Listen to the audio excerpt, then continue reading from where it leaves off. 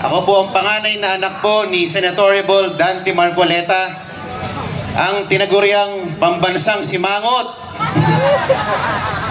na lalo naman ngayon ay talagang sumisimangot dahil sa mga nangyayari ngayon.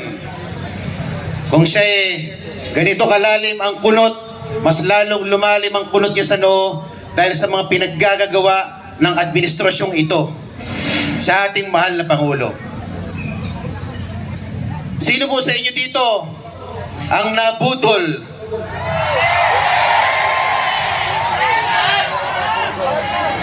malamang karamihan sa inyo dito ay nabudol noong 2022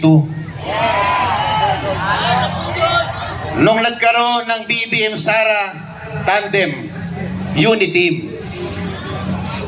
Akala natin, buong akala natin, si BBM will redeem their name because for 37 years ay sinira ng kanilang mga kalaban sa politika.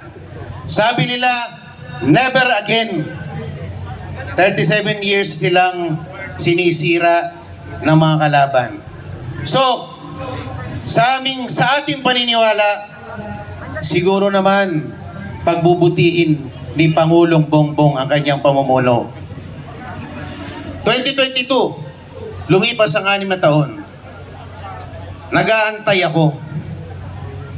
2023, nakanganga pa rin ang mamamayang Pilipino.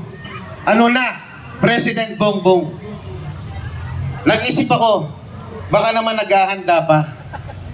Baka naman naghahanda pa ng kanyang pinaka matindi na launch at paglilinis ng kanyang pangalan. 2024 at ngayon 2025 na. Ano nangyari sa bansa natin?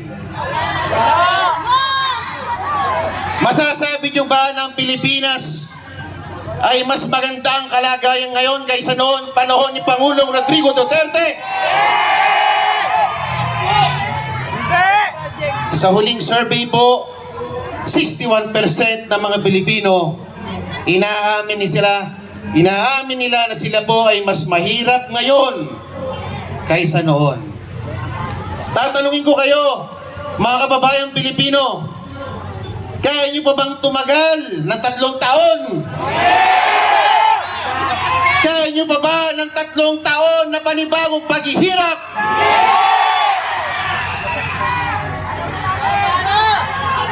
Akala kasi niya, popular siya nung nanalo siya noong 2022.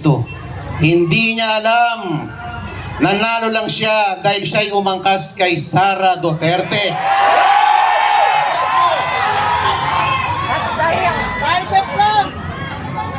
Hinihintay natin, ano bang gagawin niya sa bagong Pilipinas? Yung pala, naging mistulang bagoong Pilipinas. Kala ko may gagawin siya para sa ating bansa. Wala naman pala. Mas gusto niya lang palang namamasyal, nanonood ng Formula 1 Grand Prix racing sa iba't ibang bansa. Ano ba naman ito? Ito ba ang gusto natin na Pangulo?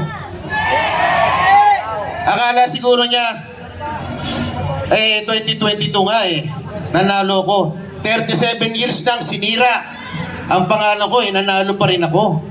Dadaanin ko lang ito sa magandang marketing at social media. Makakabalik na naman ako. Tama ba yun? Papayag ba tayo mga Pilipino? Madadaan pa sa social media pag nagugutom na ang mga Pilipino?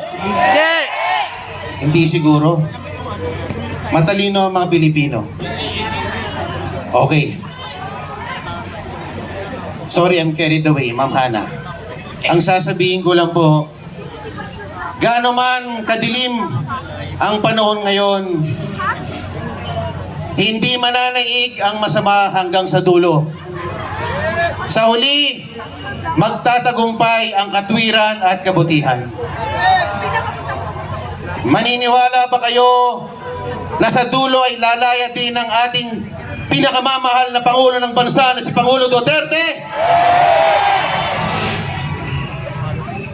Ako po, bilang isang simpleng mamamayan, nananawagan po sa mga kawani ng gobyerno, sa mga pulis na nagbabantay sa atin ngayon, at sa mga kasandaluhan ng Pilipinas.